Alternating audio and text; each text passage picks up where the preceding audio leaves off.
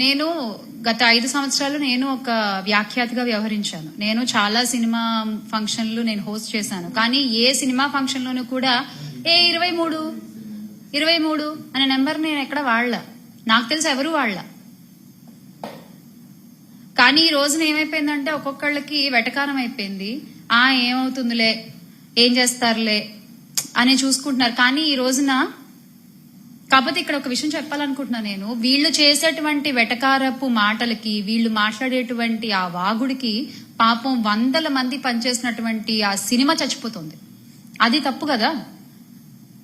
వీళ్ళేదో వీళ్ళ personal egos కి వీళ్ళు మాట్లాడేస్తే స్టేజ్ లెక్కేసి ఎంత మంది ప్రొడక్షన్ బాయ్ దగ్గర నుంచి ప్రొడ్యూసర్ వరకు కొన్ని 100 కుటుంబాలు ఒక సినిమా మీద ఆధారపడి ఉంటాయి. ఒక సినిమా నుంచి వచ్చే డబ్బు మీద ఆధారపడి ఉంటాయి.